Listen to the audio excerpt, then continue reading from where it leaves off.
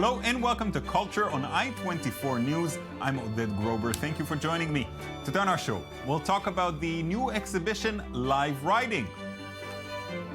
The Danish girl is stirring controversy in the Middle East. And we'll hear about new shows on the Hulu streaming service. Live Writing is a new exhibition of paintings by artist Larissa Miller at Tel Aviv's Caprice Gallery. Miller was born in Belarus and immigrated to Israel as a child. In her work, she captures her surroundings in bold strokes and colors, and she is joining me in the studio along with Caprice Gallery owner Alexandra Levin. Thank you both for coming in. It's a pleasure having you. Hi. Hi. So the exhibition is called Live Writing. Maybe you can give me a little insight into what the name implies. Yeah. Live writing is actually the literally translation of the word живопись. It means painting in Russian. Okay. And I think it is a good definition to the way that I saw painting. It's like to write in a live way. Interesting. Now, it's not a coincidence that the name, you took it from Russian. I saw that the front of the gallery also has the name of the exhibition in Russian, in English, in Hebrew, and also in the invitation. Russian is pretty prominent. Tell me a little bit, how does the exhibition connect to your Russian background? Mm-hmm. I born in Belarus, and the culture that I grow up on is Russian culture. And my parents have a lot of art book in their house, so this is something that that always were around me. Mm-hmm. And also I connected to a group of Russian women artists, mm-hmm. And we work together, going painting outdoor at Tel Aviv and other places. So it's a sort of a continuation of a Russian artistic approach, you would say, that's happening in Israel? Yeah, but in another way. But yeah, I think so, because we're I am painting from a life, like yeah, from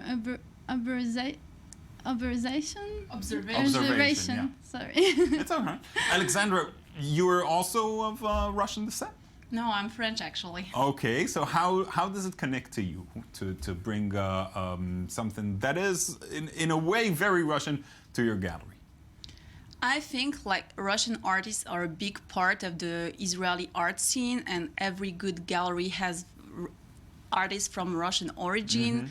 And I love the style of painting from what you see, painting what happens around you, and I think it's very interesting. And the way Larissa Miller does it, she takes it one step further. Like, she doesn't just do copying a super realistic reality. Yeah. She does it in her own style, like very bold strokes, as you said, and patches of color. And I just find it captivating how, like, in this kind of naive style, she managed just to make us feel an atmosphere, or recognize a person, or to see differently an object from the everyday life. Yeah, it is interesting to me, Larissa. How do you start a painting? I mean, because what do you start with? You paint from life? You paint from photographs? I start to paint from still life, like to look for on still life and paint it. Yeah.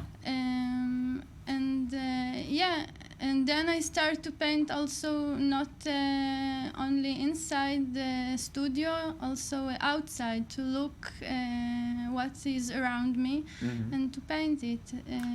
Now, you're also a poet, I'm told. You also write a little bit, and that is surprising to me. I mean, not that you're a poet, but the mix of writing and painting, because to me, at least, the two art forms seem totally separate. Do you see a connection there?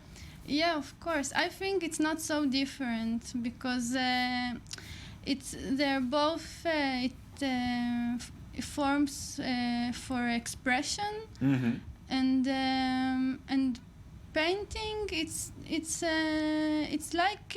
like writing but in another way, so I don't think it's so different, and I think there is a lot of ways to express yourself, so and these ways you don't want to limit yourself to one way. And I think it completes one of the other, like her poesy completes her art and her art completes her poesy, and both are like means for her to tell us about what she sees and the life, and to make a description of what's around. Now you're gonna incorporate it into the exhibition, right? There's gonna be a poetry event at the gallery? Yes, it will. It's going to be on the 29th, the Friday 29th at the gallery at 12 o'clock.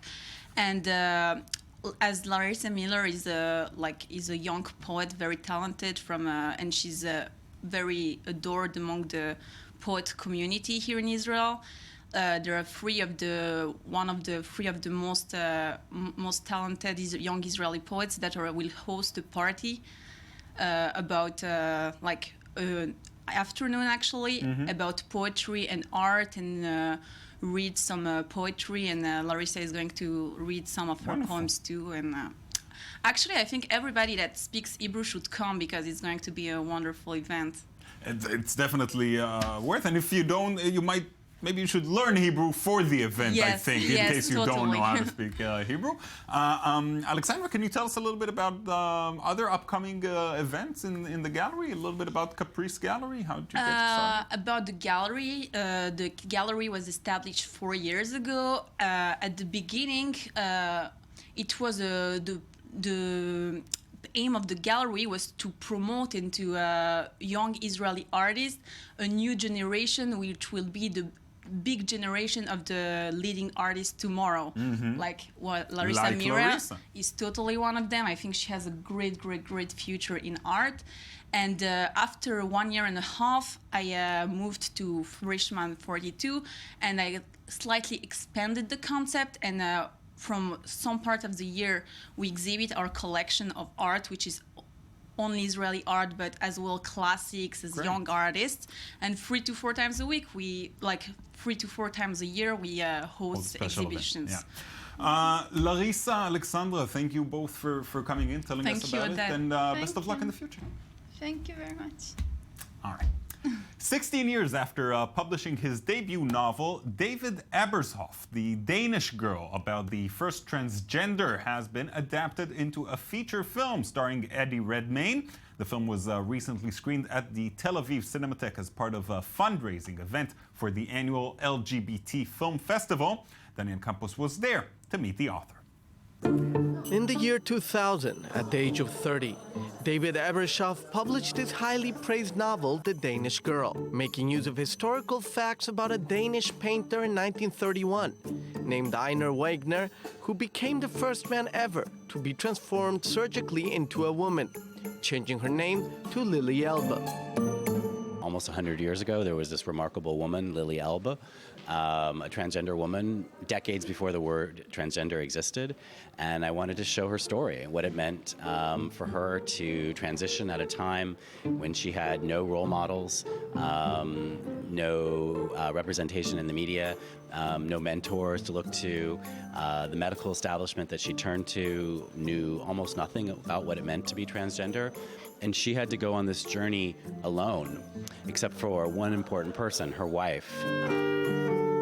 Ebershoff used the basic facts of Einar Wegner's transformation to Lily Elbe and added imaginary elements to Wegner's inner life. I was so drawn to the courage that she showed to be herself and how that resonates with us today.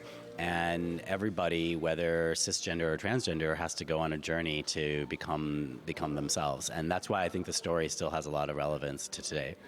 The world release of the film took place on January 1st. And since the story is making headlines in the Middle East, stirring controversy, being pulled out from cinemas in Qatar, 4 days after it began to be screened and failing to pass censors in the United Arab Emirates, Oman, Bahrain, Jordan, and Kuwait. The story of Lily Elba is new for Arabic-speaking audiences in the region, as the book was never published for local audiences. The book has not been published in Arabic. The situation in the Middle East remains difficult and complex for transgenders, but voices of activists who've had a modern-day impact similar to that of Lily Elba's have played an important role in the struggle. Egyptian Sali Mursi is one of them. In 1988, the former student of Al-Azhar Medical School was refused readmission after she underwent sexual reassignment surgery. The Grand Mufti of Egypt, Muhammad Said Tantawi, was asked to decide on her case. He issued a fatwa making it spiritually legal for a transgender individual to change to his or her appropriate gender. In Iran, transsexuals are defined by law as mentally ill. But surprisingly, in 1987, Ayatollah Khomeini came out with a fatwa stating that gender reassignment surgery was permissible for diagnosed transsexuals, thanks to the lobbying by Iran's first transgender activist, Marian Khatun Molkara. In Israel, transgenders also face challenges. As per a study conducted by Dr. Ruth Gopin of Clalit Health Services Gay Clinic in Tel Aviv, reported on the physical and verbal abuse many transgender people suffer in Israel. Nora Greenberg believes there has been progress in the country, but much remains to be done. Lily. And perhaps the screening of The Danish Girl will open the eyes to mainstream audiences about the historical and ongoing struggle of transgenders, encouraging a climate of acceptance. In a moment, we'll hear about 2 upcoming TV shows, but first, here's our cultural recommendation for today.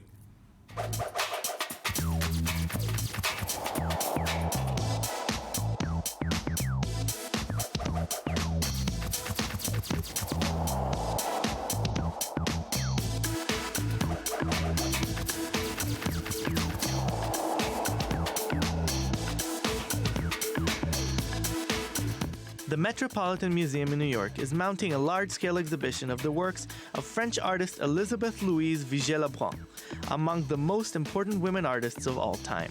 The museum will display 80 works of the artists who achieved success in France and Europe during one of the most eventful, turbulent periods in European history, the French Revolution. 78, at the age of 28, Vigée-Lebrun became one of the 4 women members of the Académie Royale de Peinture et Sculpture, to which she was admitted only through the intervention of Marie Antoinette because her husband was a major art dealer. In 1979, she had to flee France due to her connection to the monarchy, and she went to Italy where she joined the Académie di San Luca in Rome and worked in Florence, Naples, Vienna, St. Petersburg, and Berlin before returning to France. Avril Zintzvi is in the studio to talk television, or rather streaming. Streaming, yeah. We're talking about Hulu sort of trying to get into the Netflix game and produce original content, although they're not releasing everything at the same time. They have, but not as successfully as Netflix they has. haven't made the headlines same as Netflix. These They're series not binge. You can't binge watch. No, I don't think you can binge watch. At least the model until now is that they've been just releasing them week after week. Okay, I have to say I am for that. Yeah, binge watching is I'm too against much. binge watching. Well, let's talk about the series. Yeah.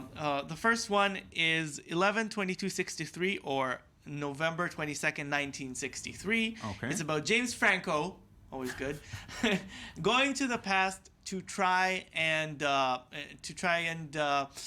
sort of prevent the Kennedy assassination. Let's watch a bit from the trailer and talk about it. From out of town, am I right? You shouldn't be here. If I had my life. I don't know whether Oswald was the man who did it. You'll figure out the rest when you get there. You see, the past doesn't want to be changed.